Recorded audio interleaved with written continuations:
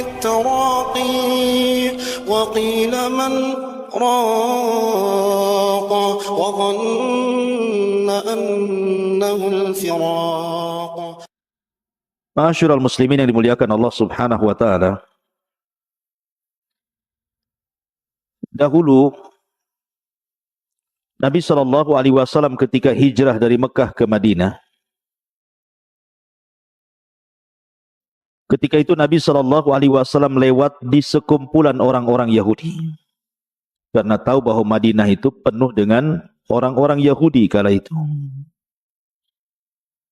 Dan kebetulan Nabi SAW bersama sahabat Abdullah ibnu Mas'ud radhiyallahu anhu. Maka Yahudi ini, sebagian mereka dengan sebagian yang lainnya saling berbincang dan mengatakan saluhu, saluhu. Tanyalah dia. Maksudnya ragu-ragu mereka mau nanya Nabi SAW. Akhirnya kemudian salah seorang di antara mereka memberanikan diri bertanya kepada Nabi SAW, ya Abul Qasim marru. Wahai Abul Qasim, saya ingin bertanya kepadamu, apa itu ruh? Maka Nabi SAW tidak langsung menjawab. Kemudian Rasul menyingkir dari mereka, kemudian Rasul pun bersandar di bawah pohon kurma. Kata Abdullah bin Mas'ud radhiyallahu anhu mengatakan, fa'alimtu annahu yuha ilaihi. Dan aku mengetahui bahwa Rasul sedang diturunkan wahyu kepadanya. Maka sejenak kemudian Nabi SAW bangkit, kembali menemui orang-orang Yahudi dan membacakan surah Al-Isra. Yas'alunaka 'anir ruh, qulir ruhu min amri rabbi wa ma utitum minal ilmi illa qalila. Mereka bertanya-tanya soal ruh. Katakan ya Muhammad kepada mereka orang-orang Yahudi itu, ruh itu urusan Rabb, dan apa yang Allah berikan kepada kalian dari pengetahuan itu tidak banyak. Ada juga kisah yang sejenis dengan kisah ini. Ketika orang-orang musyrik Arab datang ke kota Madinah untuk bertanya kepada orang Yahudi tentang Nabi yang baru muncul di Mekah. Karena orang-orang musyrik Arab tahu bahwa orang Yahudi itu kaum yang diberikan kitab. Mereka minta pendapat tentang kemunculan Nabi yang ada di Mekah itu kepada orang-orang Yahudi Madinah. Maka orang-orang Yahudi Madinah mengatakan kepada orang-orang musyrik Arab, tanyalah kepada orang yang ngaku Nabi daerahmu itu. 3 soalan. Kalau dia sanggup menjawab, memang dia seorang Nabi.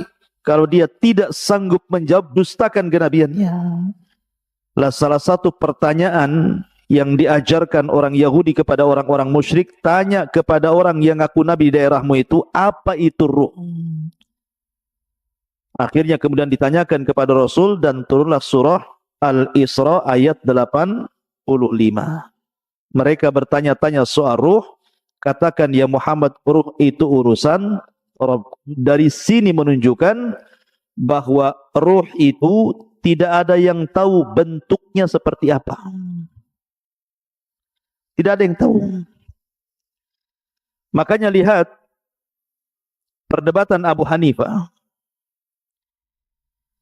Ketika berdebat dengan orang-orang ateis soal ketuhanan. Karena orang-orang ateis ini menganggap bahwa Tuhan itu tidak ada. Tetapi kita bagi kaum muslimin, Tuhan itu ada walaupun tidak bisa dilihat, tapi bisa dirasakan keberadaannya dengan melihat alam semesta dan juga ayat-ayat syariah. Lah salah satu perdebatan Abu Hanifah dengan orang ateis itu, dia mengatakan begini, pernah enggak kamu itu duduk di hadapan orang sakit, berkunjung kepada orang sakit, kemudian duduk di hadapan orang sakit? Kata orang ateis ini, ya aku pernah. Kemudian, pernahkah engkau melihat orang sakit itu sampai menghembuskan nyawa terakhir dia? keluar ruhnya. Dia mengatakan, pernah. Kemudian kamu tahu kematiannya? Iya. Betul kamu tahu ketika ruh keluar dari mulutnya? Kalau itu, aku tidak pernah melihat. Kalau engkau mengatakan bahwa kamu tidak bisa melihat ruh saat dia kematian, bagaimana mungkin engkau mensifati Allah Subhanahu wa taala? Artinya bahwa di sini ikhwatu fiddin, ruh itu tidak bisa dilihat. Lihat kalau antum nanti menghadapi orang yang sedang sakaratul maut, pandang wajahnya sampai betul-betul nazak yang terakhir kemudian mati. Antum tidak akan tahu ruhnya dia keluar seperti apa, bentuknya seperti apa, kapan keluarnya, enggak tahu. Tahu-tahu tidak bergerak saja kan. Artinya alam ruh itu alam gaib. Kita tidak tahu seperti apa bentuk ruh itu. Makanya Allah Subhanahu wa taala mengatakan, yas'alunaka 'anir ruhi qulir ruhu min amri rabbi. Mereka bertanya-tanya soal apa itu ruh? Katakan ya Muhammad, ruh itu urusan Rabbku. Kenapa? Wa ma utitum minal ilmi illa qalila. Karena pengetahuan kita terbatas soal ruh ini. Ma'asyiral muslimin yang dimuliakan Allah Azza wa Jalla, pertanyaannya, dalam diri saya dan antum itu ada jasad dan ruh. Manusia kan terangkai dari jasad dan juga ruh. Jasad tanpa ruh tidak ada kemuliaan. Karena kalau jasad sudah terpisah dengan ruh, jasad itu jadi bangkai, dimakan rayap. Mau jasad presiden, mau jasad menteri, mau jasad orang kaya, mau jasad pejabat, kalau sudah ruhnya keluar, sebentar saja busuk, kemudian dimakan cacing tanah. Artinya tidak ada kemuliaan jasad itu. Sehebat apapun orang, kalau sudah mati, kain kafan dibawa ke keranda, dibawa ke kuburan. Tempatnya pun 1,5 meter kali 1,5 meter. Kapan jasad itu mulia? Ketika ruh masuk. Mulailah dia jadi mulia. Karena ketika ruh dan jasad terangkai, maka macam-macam orang itu kan. Ada yang menjadi pemimpin, pejabat, orang kaya, dan begitu seterusnya. Pertanyaan saya, lebih dahuluan mana? Penciptaan Allah, ruh, ataukah jasad? Lebih dulu mana?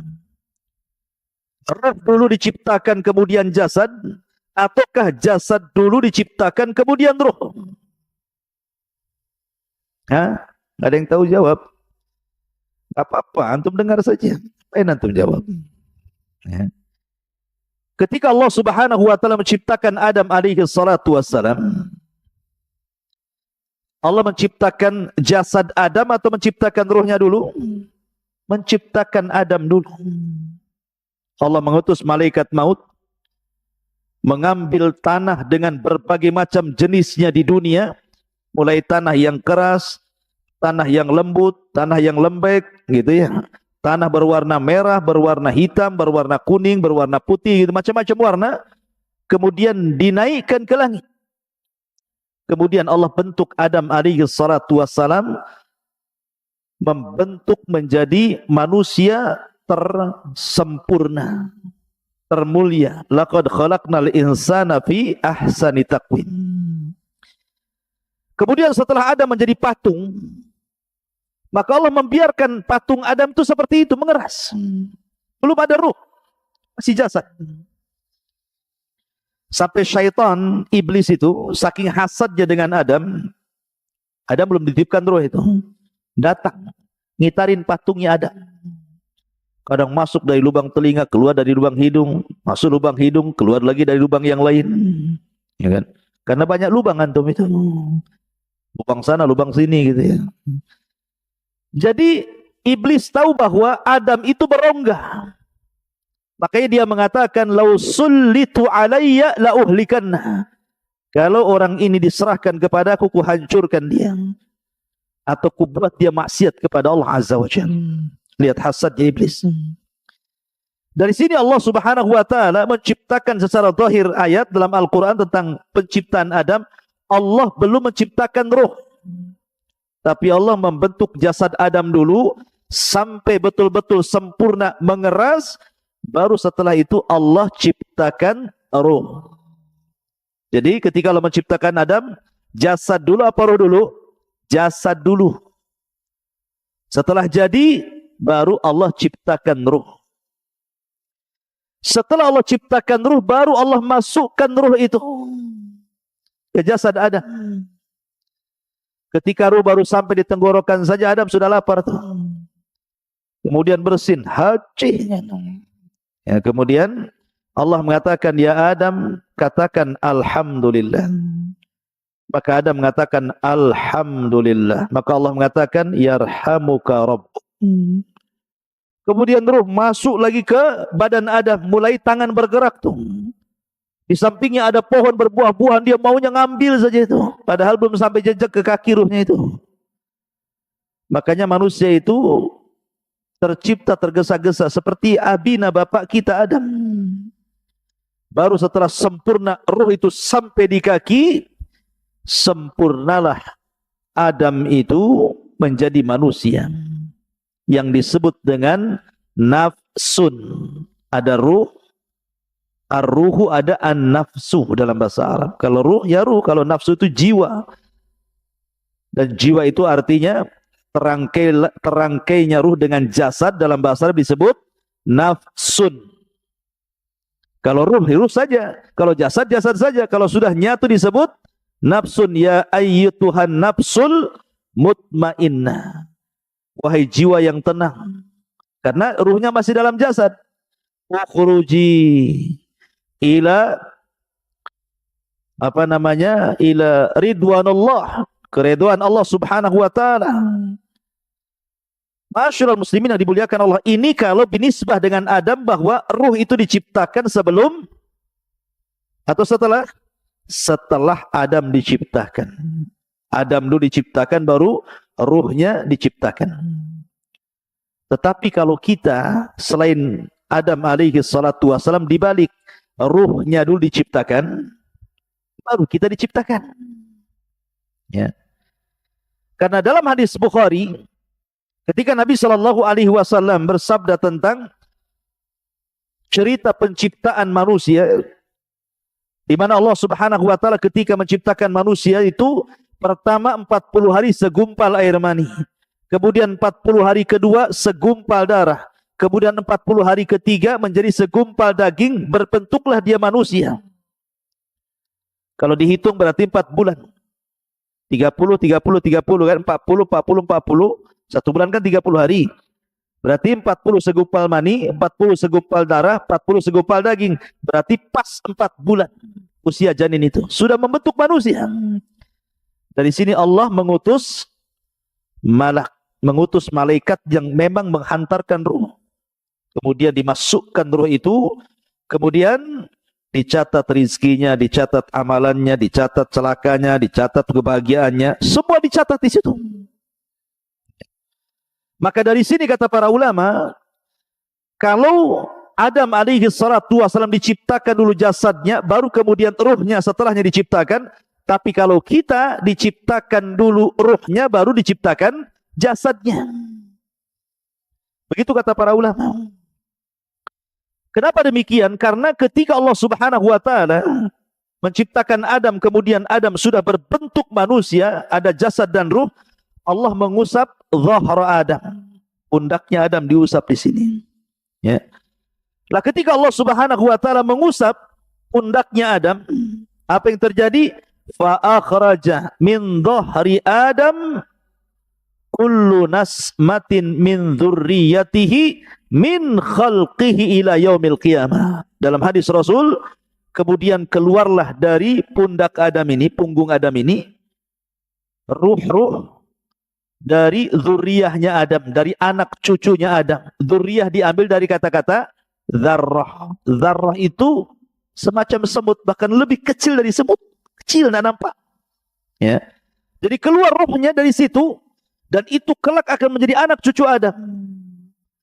Lah kemudian suatu ketika Adam melihat dari ruh-ruh yang keluar dari pundak Adam itu, dan itu nanti akan menjadi anak cucu Adam alaihi salatu wassalam, melihat salah satu di antara mereka ada yang bercahaya dahinya. Kemudian Adam bertanya, siapa itu? Maka malaikat mengatakan, itu Daud, salah satu turunanmu.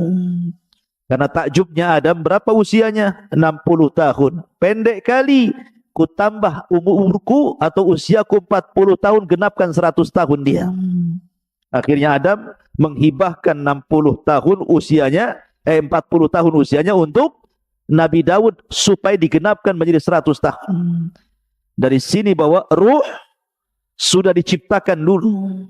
Karena ketika Allah mengusap pundak Adam, disitulah keluar arwah-arwah yang kelak akan menjadi anak cucu Adam sampai kiamat dibangkitkan. Banyak berapa ruh itu jumlahnya coba? Jumlah manusia kan miliaran. Keluar banyak gitu.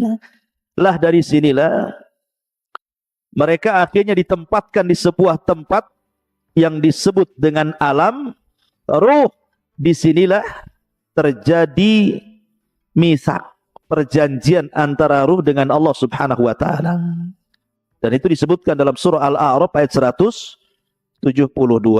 Wa id akhadha rabbuka min bani Adam min duhurihim dzurriyyatahum wa ashhadahum ala anfusihim alastu bi rabbikum qalu bala syahidna an taqulu yaumal qiyamati inna kunna an hadza ghafilin. Dan ingatlah ketika Rabbmu membuat perjanjian dengan anak turunan Adam, min duhurihim dzurriyyatahum, di belakang mereka dari anak cucu yang kelak akan terlahir dari Adam alaihi salatu wassalam. Apa perjanjian Allah dengan kita? Alastu bi rabbikum, bukankah aku Rabb kalian? Bukankah aku Rabb kalian? Maka semua ruh mengatakan qalu bala syahidna, iya kami menyaksikan Anda itu Rabb kami. Pertanyaannya, antum ingat apa lupa? Atau pura-pura lupa? Bahwa antum pernah mengatakan di hadapan Allah, qalu bala, ya kamu adalah Tuhanku. Pasti enggak ingat. Mana ingat itu? Utang aja enggak ingat. Mau ini pula gitu ya. Kenapa enggak ingat? Karena ingatan manusia itu terbatas. Sebagaimana pandangan manusia terbatas, pendengaran manusia terbatas, akal pun terbatas, langkah kaki pun terbatas, kecuali pakai motor ya. Pakai pesawat. Tapi coba jalan kaki sampai di mana antum buatnya? Ada pengkor. Pandangan kita terbatas, kita tidak bisa menembus sampai Batam Center dari sini. Terhalang hutan-hutan. Walaupun tak ada hutan pun kita terbatas pandangan kita. Pendengaran pun terbatas. Akal pun terbatas. Pemahaman pun terbatas. Maka ingatan pun terbatas.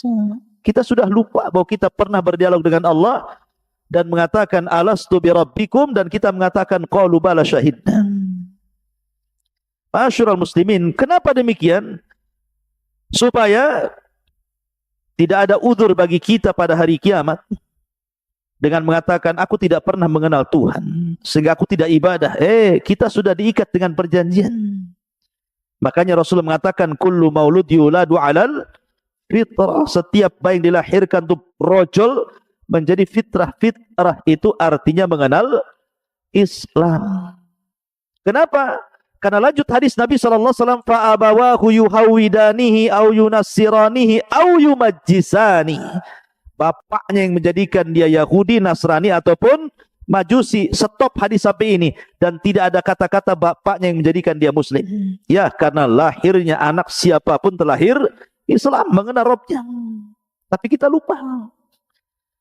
Lah di alam ruh ini pula Allah menawarkan amanah. Yang Allah Subhanahu wa taala isyaratkan dalam surah apa? Inna aradnal amanata 'alas samawati wal ardi wal jibal fa abaina an yahmilnaha wa ashfaqna minha wa hamalahal insan innahu kana zaluman jahula. Sesungguhnya kami telah menawarkan amanah. Kapan amanah ditawarkan? Ketika di alam ruh. Allah menawarkan amanah ini. Pertama, ditawarkan ke langit, ditawarkan ke bumi, ditawarkan ke gunung-gunung, semua menolak amanah itu. Kemudian Allah menawarkan amanah di alam ruh kepada ruh-ruh turunan Adam itu. Tiba-tiba kemudian manusia pun siap memikul amanah itu. Makanya Allah mengatakan sungguh manusia itu amat sangat zalim dan amat sangat bodoh. Gunung saja menolak, langit saja menolak, bumi saja menolak, manusia pula yang lemah menerimanya. Walaupun penafsiran amanah dalam ayat ini berbagai macam ya. Apa yang dimaksud amanah yang Allah tawarkan kepada kita di alam ruh itu? Ada yang mengatakan amanah di sini artinya at-ta'atu wal faraid, ketaatan dan melaksanakan kewajiban.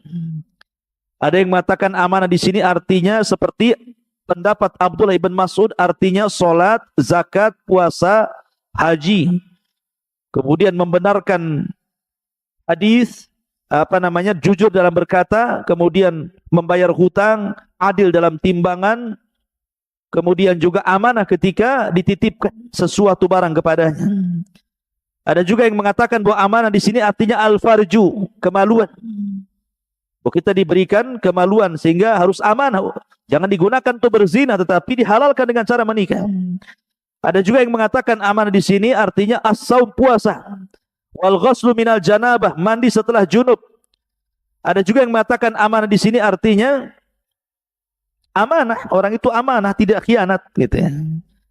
Intinya bahwa banyak penafsiran amanah, tapi yang jelas dialog ini sebagian para ulama mengatakan terjadi kapan? Di alam ruh. Dialog ini terjadi di alam ruh. Ma'asyiral muslimin yang dimuliakan Allah Azza wa Jalla. Setelah kita tahu sedikit tentang alam ruh, lalu ruh ini kapan keluar?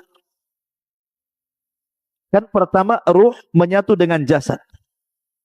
Kemudian kita dilahirkan ke dunia menjadi jiwa yang menyatunya ruh dengan jasad.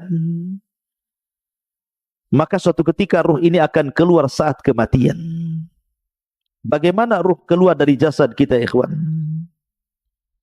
Ada hadis Bara bin Azib radhiyallahu anhu. Jadi Bara bin Azib ini bercerita suatu ketika kami, kata Bara bin Azib, keluar bersama Rasul hendak mengebumikan salah seorang jenazah. Ketika sampai di kuburan, orang yang gali kuburan itu belum selesai. Orang yang gali kuburan itu belum selesai. Lah karena belum selesai orang yang menggali kuburan itu, Nabi SAW memberikan nasihat kepada sahabat yang ada di sekitar kuburan itu. Kemudian Nabi SAW menceritakan tentang kematian seorang mukmin dan kematian seorang kafir. Coba perhatikan bagaimana ruh keluar dari jasadnya seorang mukmin dan bagaimana ruh keluar dari jasadnya orang kafir. Kata Nabi SAW, innal abdal mu'min idza kana fi inqita'in minad dunya wa ikbalin minal akhirah, apabila hamba mukmin ini hendak terputus dari dunia dan menghadap akhirat, nazala ilaihi malaikatun minas sama bidul wujuh, maka akan turun malaikat dari langit, wajahnya sangat putih, ka'anna wujuhahumus syamsu, seperti wajahnya malaikat ini seperti matahari. Ma'ahum kafanun min akfanil jannah wa hanutun min hanutil jannah, malaikat yang turun dari langit yang memiliki wajah yang sangat terang putih itu membawa kain kafan dari sorga dan wewangian dari sorga. Kata para ulama, ketika nanti antum mendekati ajal, malaikat yang turun kepada antum itu ada 4. Satu disebut malakul maut, malaikat kematian. Yang 3 disebut rusulul maut. Rusulul maut, tawaffathu rusuluna. Ada 3 utusan Allah, malaikat yang mendampingi malakul maut. Yang pertama membawa kain kafan, yang kedua membawa hanut, dan yang ketiga membisikkan di telinganya kalau dia seorang mukmin kabar gembira.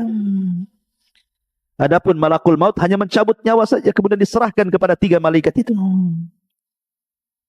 Ulama mengatakan dalam hadis ini, ruhnya seorang mukmin itu ketika dicabut, itu dimulai dari jari-jari jemari, dari ujung-ujung jari ini, ujung jari kaki dan tangan. Jadi kalau ruhnya di sini, dia mulai berjalan, begitu dari kaki, mulai ke atas, ya, sampai di tenggorokan, berkumpul di tenggorokan ruhnya. Apa yang terjadi? Kalla idza balagatit taraq wa qila man rah. Apabila ruh sudah sampai di tenggorokan di sini, kata Allah, man rah, siapa yang bisa meruqyah dia? Siapa yang bisa menyembuhkan sehingga mengembalikan ruhnya ke dalam jasadnya? Enggak ada. Lah ruh itu ketika dicabut, dari mana keluarnya? Dari mulut. Ruh itu keluar dari mulut kita. Kemudian ketika dia keluar, mata ini memandang ruh itu keluar. Makanya Rasul mengatakan, apabila ruh dicabut, tabi'ahul basar, pandangan kita mengikutinya. Makanya setiap orang yang mati pasti melotot matanya. Makanya antum kalau melihat orang mati melotot, cepat antum tutup, takut menakutkan orang. Kata Nabi SAW, ruhnya mukmin itu apabila keluar seperti tetesan air yang terakhir keluar dari mulut teko.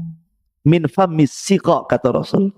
Kalau saya boleh analogikan, ikhwan, kalau antum punya teko, isinya banyak airnya, kemudian antum tuangkan, tentu air yang pertama keluar itu deras sekali, karena masih penuh masalah tekonya.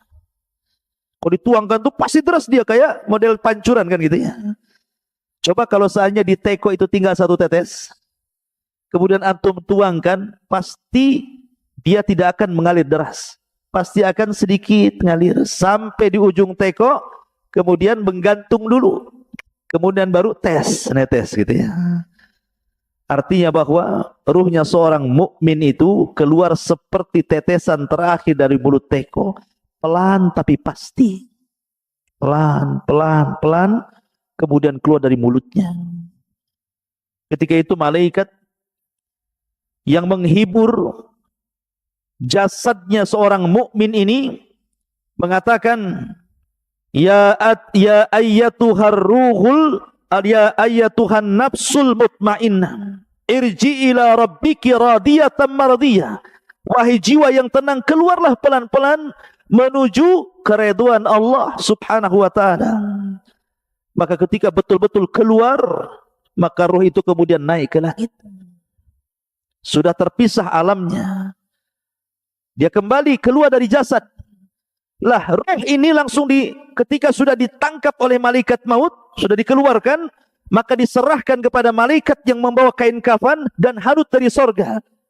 Langsung dikain kafani, kemudian dibaluri minyak wangi, kemudian diangkat ke langit. Kemudian langit pertama, dia mengetuk pintu. Kata penjaga langit pertama, siapa? Fulan bin Fulan. Siapa yang dibawa? Ruhnya Fulan ibn Fulan. Karena dia ruhnya orang baik, maka malaikat yang ada di langit semuanya memujinya. Kemudian dibukalah pintu langit pertama, kedua, ketiga, keempat, kelima, ketujuh. Dia melintasi langit yang ketujuh. Kemudian diberjumpakan dengan Allah Subhanahu wa taala, dan Allah katakan kepada ruh orang mukmin ini, letakkan catatannya fil illiyin, tapi kembalikan ruhnya ke dalam jasadnya. Maka catatannya naik sampai di tempat yang paling tinggi di sorga, kemudian ruhnya dikembalikan ke bumi. Ketika ruhnya dikembalikan ke bumi, ada yang mengatakan batas ruh naik ke langit itu sebatas ketika dia mulai dimandikan, mulai dikafankan, kemudian dikuburkan, ruh itu kembali ke dalam kuburan. Kemudian Allah satukan kembali ruh itu dengan jasad di alam kubur itu. Ketika itu dia baru sadar karena terjadi himpitan, dhaghtah alam kubur. Jadi alam kubur menyempit. Kuburan itu menyempit sehingga kalau dia jasadnya orang kafir bisa remuk itu badan dan tulang-tulang itu. Tetapi himpitan bumi ketika orang dimasukkan ke dalam kuburan itu, kalau dia seorang mukmin seperti dipeluk oleh ibunya.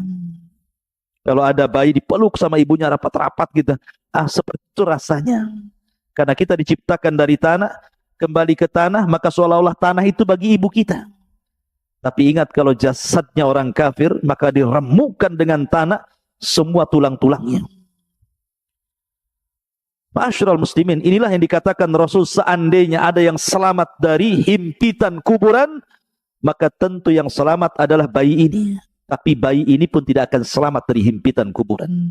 Dalam riwayat, kalaulah ada yang selamat dari himpitan kuburan, tentu yang selamat adalah Sa'd bin Mu'adz. Karena saat kematiannya arus Allah berguncang. Tapi Sa'ad bin Mu'adz pun tidak selamat dari himpitan kubur. Lah setelah itu baru datang dua malaikat yang disebut dengan Munkar dan Nakir. Lah Munkar dan Nakir ini membawa fitnah yang disebut dengan fitnah kubur. Kemudian dia mengatakan, man rabbuk, siapa Rabbmu? Kemudian juga setelah ditanya siapa Rabbmu, kemudian wa man nabiyuk, siapa nabimu? Atau ma taqulu bihadzal rajul, apa yang kau katakan terhadap orang ini, maksudnya Nabi SAW.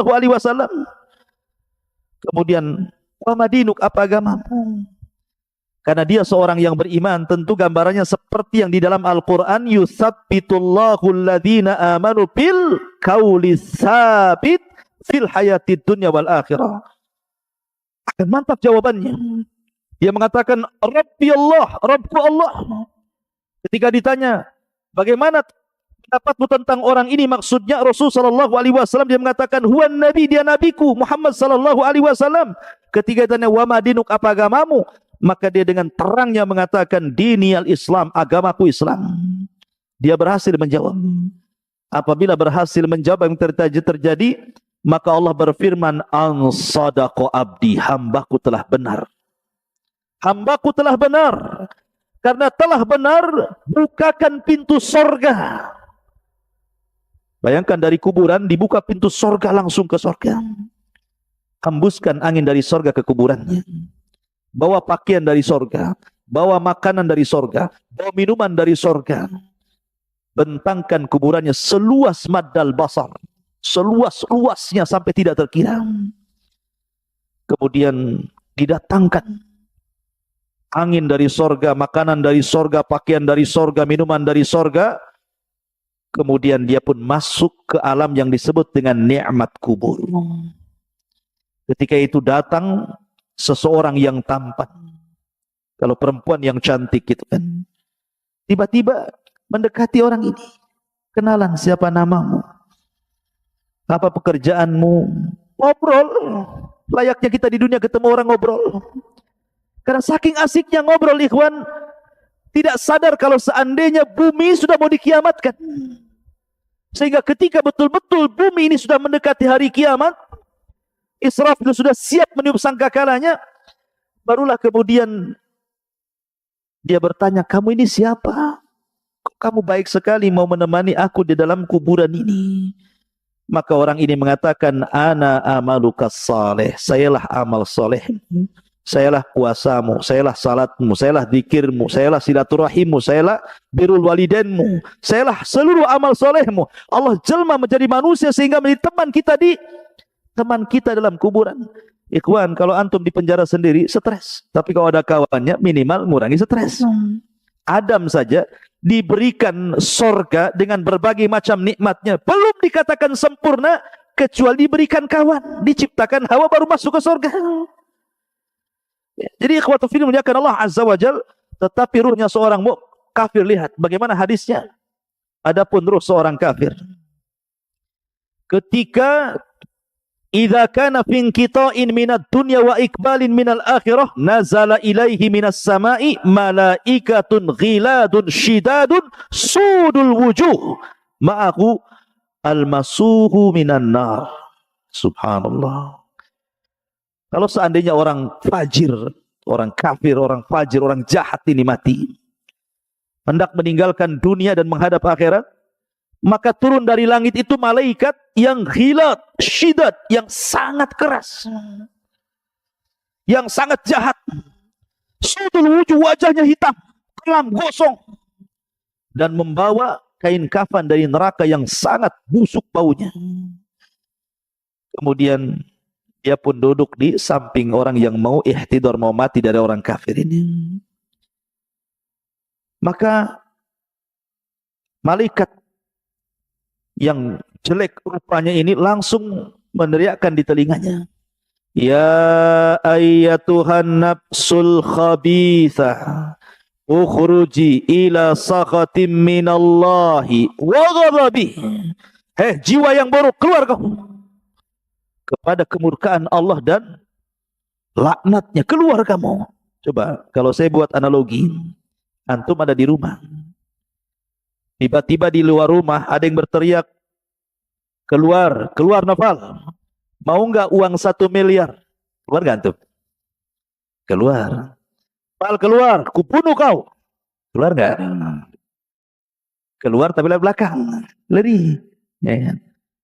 Jadi seorang mukmin seperti tadi teriakin, keluarlah, ini saya kasih uang satu tumpuk 1 miliar, pasti dia keluar enak. Tapi kalau kemudian ditakut-takuti, dia nggak mau kan keluar, maka ruhnya orang kafir kan ditakut-takuti dan mengatakan, ukhruji ya ayyatuhan nafsul khabitha, ukhruji ila saghati minallahi wa ghadabi. Dia ditakut-takuti malaikat ini. Maka orang ini tidak mau keluar ruhnya. Maka dicabut paksa, kata Nabi SAW, seperti apa? Seperti pisau yang bengkok, kayak cerulit. Kemudian dimasukkan ke kambing wol. Antum tahu kambing wol itu kan bisa 1 jenggal tuh.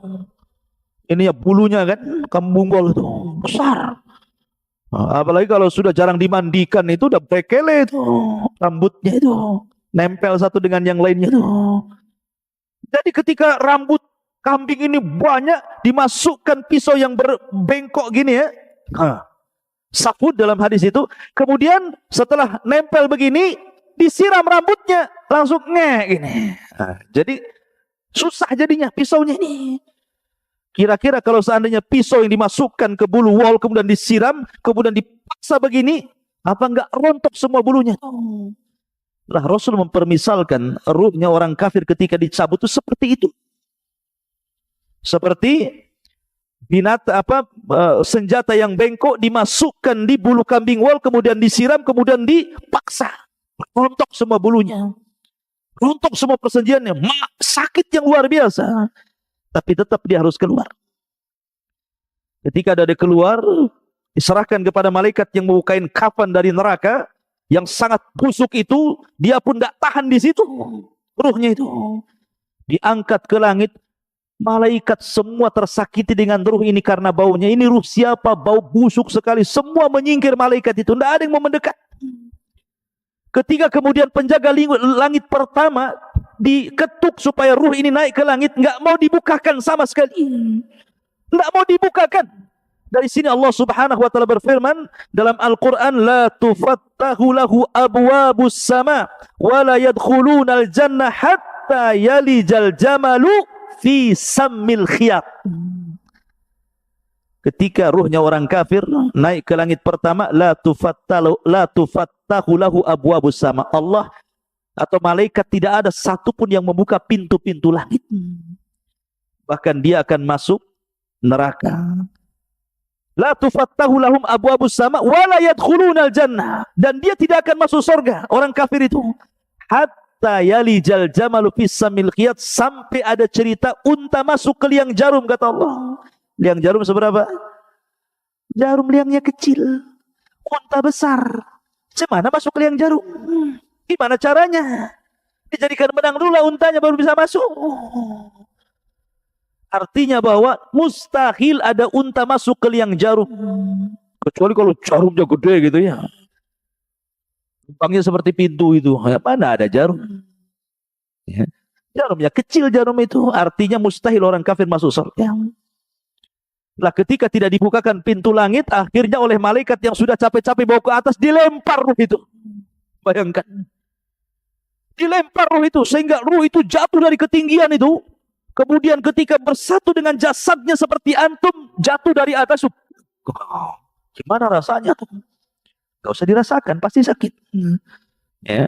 Untuk semuanya. Sudah kesakitan, tiba-tiba dihimpit lagi kuburan, langsung remak semuanya. Setelah ada himpitan kubur, tiba-tiba datang malaikat Munkar dan Nakir, kemudian berteriak dan menekan suaranya, "Man rabbuk?" Siapa Rabbmu? Enggak, kaget dia. Ya. "Wa nabiuk?" Siapa nabimu? "Wa madinuk?" Apa agamamu? Makanya dia lagi pusing, lagi merasakan sakit, dia hanya mengatakan, "Ha la adri." Fayaqulan, "Ha la adri." Saya tidak tahu, aqulu kama qalan nas wa fa'altu kama fa'alan nas. Aku hanya mengikut-ikut orang saja. Enggak tahu. Maka dia pun akan dicambuk oleh malaikat. Kalau seandainya cambukan itu dicambukkan ke gunung Uhud, maka cukup menghancurkan Uhud itu. Bagaimana kalau dicambukkan ke jasad manusia? Turuhnya seorang kafir itu. Ma'asyiral muslimin yang dimuliakan Allah Subhanahu wa taala. Jadi kalau saya ringkas dari hadis Bara bin Azib ini, pertama, keluarnya ruh seorang mukmin dari jasad seorang mukmin. Yang kedua, ruh ini dibawa ke langit oleh malaikat. Kemudian yang ketiga, dikembalikan ruh ke dalam jasadnya. Begitu juga ruhnya orang kafir. Itu saat kematian. Lalu setelah kemudian masuk ke alam kubur, apakah azab kubur itu birruhi wal jasad? Menyatunya ruh dan jasad, ataukah ruh saja? Maka Syekhul Islam Ibnu Taimiyah rahimahullahu taala mengatakan bahwa azab kubur itu yang rajih menurut ahli sunnah wal jamaah, dan ini menyelisih pendapat orang-orang Mu'tazilah dan ahli kalam, bahwa yang rajih wallahu alam adalah ruh dan jasad dijadikan satu. Walaupun ketika di dunia jasad itu utama, ruh itu mengikut. Kalau di alam kubur, ruh utama, jasad itu mengikut. Karena alamnya sudah beda alam gaib bagi kita dengan kuburan ya. Jadi yang penting ruhnya. Tetapi kalau ingin merasakan sakit, maka disatukan dengan jasadnya supaya dia merasakan bagaimana siksaan itu, sakitnya luar biasa. Maka baru disatukan jasad dengan ruh, dan itu pendapat yang kuat bahwa alam kubur terjadi birruhi wal jasad, ruh dengan jasad. Walaupun ada pendapat ruhnya saja, karena jasad pasti akan dimakan cacing tanah, akan hilang, kemudian akan hancur. Ma'asyiral muslimin yang dimuliakan, ada yang mengatakan tentang masalah di mana ruh itu dalam kuburan. Imam Malik rahimahullahu taala mengatakan bahwa kalau dia ruhnya seorang mukmin, maka ruh itu sesuka dia akan keluar masuk surga. Jasadnya tetap di kuburan, sementara ruhnya itu keluar masuk surga. Ada juga pendapat Ka'ab Ibn Akhbar mengatakan ruhnya seorang mukmin akan diletakkan di langit ketujuh di Iliyin. Adapun ruhnya orang kafir akan diletakkan di Sijin, di bawah bumi yang paling dasar. Ada juga pendapat Imam Ibnu Hazm mengatakan bahwa ruh dalam kubur itu dia tetap di situ. Ya, tidak keluar dari kuburan. Ada juga yang mengatakan, Ibnu Abdul Bar mengatakan ruhnya syuhada maka akan masuk ke dalam sorga dan akan diletakkan di kendil-kendil sorga, kemudian digantung di aras-aras Allah. Adapun ruhnya seorang mukmin maka mereka akan dimasukkan ke dalam sorga dan akan diletakkan, digantung-gantungkan di pohon sorga. Itu pendapat Ibnu Abdul Bar. Dan juga pendapat Ibnu Ash-Shihab, ya, bahwa ruhnya syuhada juga akan digantungkan di arash seperti kendil-kendil dan keluar masuk surga. Wallahu a'lam. Karena bagaimanapun pengetahuan kita tentang ruh tidak banyak. Wa ma utitu minal ilmi illa qal. Ini hanya pendapat para ulama. Adapun hakikatnya wallahu a'lam, yas'alunaka 'anir ruh qulir ruhu min amri rabbi. Ma'asyiral muslimin yang dimuliakan, lalu ketika terjadi hari kiamat, di mana ruh? Ulama mengatakan bahwa ada 7 perkara yang tidak akan binasa pada hari kiamat. Catat 7 perkara ini. Tidak akan binasa pada hari kiamat. Tetapi yang lainnya pasti dihancurkan. Ketika Israfil meniupkan sangkakalanya, semua makhluk Allah dihancur-hancurkan. Bumi dihancurkan, gunung dihancurkan, lautan dihancurkan, langit dihancurkan, bintang dihancurkan, matahari, dan begitu seterusnya. Tapi ada 7 makhluk yang tidak akan pernah dihancurkan. Ada yang mengatakan 8, ada yang mengatakan 7. Yang pertama arsy. Arsy tidak akan dihancurkan Allah subhanahu wa ta'ala. Kemudian yang kedua dan yang ketiga, al-jannatu wan nar. Surga dan neraka tidak mungkin hancur dengan tiupan sangkakala. Kemudian yang keempat, al-ajbu.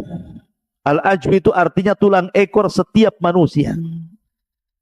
Mungkin badan bisa hancur, tulang-tulang yang lain bisa hancur, tapi tulang ekor tidak mungkin dihancurkan Allah. Karena kita diciptakan dari tulang ekor itu. Kemudian yang nomor 5, al-lauh. Papan tempat menulis kolam itu. Al-lauh yang disebut lauhil mahfud. Tidak akan hancur. Kemudian yang keenam, al-qalam. Dan kolam makhluk kedua yang Allah ciptakan setelah arsy tidak akan hancur. Kemudian yang nomor 7, ruh. Ruh tidak akan hancur. Ketika Israfil meniupkan sangkakala, itu tidak akan hancur. Dan ini disebutkan di dalam nuniyahnya Imam Ibnul Qayyim rahimahullahu ta'ala, dan juga dalam kitabnya Syarhus Sunnah li Imam Al-Barbahari rahimahullahu ta'ala. Dan juga kitab-kitab yang lain yang menunjukkan 7 perkara tidak akan dihancurkan saat alam dihancurkan. Salah satunya ruh. Lalu ruh di mana ketika terjadi kiamat? Ruh itu terjadi ketika terjadi kiamat, maka terputuslah azab kubur, nikmat kubur, dan begitu seterusnya. Maka ruh itu akan diletakkan di Eliyin yang mukmin, kemudian ruhnya orang-orang kafir dan orang-orang jahat diletakkan di Sijin, di dasar bumi. Kemudian terjadi kiamat hebat. Selama 40, bisa 40 tahun, bisa 40 bulan, bisa 40 hari. Baru Israfil kemudian meniupkan sangkakala yang kedua. Ketika itu jasad-jasad oleh Allah dikembalikan lagi. Tulangnya dirangkai lagi. Kemudian dagingnya dirangkai lagi dengan tulangnya. Jadilah setiap manusia. Sehingga tanah itu dipenuhi dengan jasad. Allah mengatakan, idza zulzilatil ardu zilzalaha wa akhrajatil ardu athqalaha. Dan Allah keluarkan beban-beban berat dari perut bumi, maksudnya manusia, dilempar ke permukaan. Wa alqat ma fiha wa takhallat. Dan kami lempar isi-isi perut bumi sampai kosong, karena semua jasadnya berada di permukaan bumi, semua jasad, belum ada ruh. Lalu setelah jasad mulai dari Adam alaihi salatu wasalam sampai orang yang terakhir mati, sudah di permukaan bumi, di padang mahsyar, maka Allah mengatakan dalam Al-Quran, ruh itu kemudian dilesatkan dari Eliyin dan dilesatkan dari Sijin. Ya. Wa idzan nufusu zuwizat. Dan ketika nufus, jiwa-jiwa itu disatukan. Jadi dari Eliyin melesat, kemudian ruh dari Sijin melesat, dan anehnya tidak tertukar ruh dengan jasad itu. Bukan berarti kemudian ruhnya Naufal tertukar dengan ruhnya siapa gitu, enak kali. Ya. Jadi tidak tertukar, artinya bahwa roh itu akan kembali ke jasadnya sesuai ketika di dunia jasadnya. Dan yang pertama kali adalah ruhnya Muhammadun sallallahu alaihi wasallam.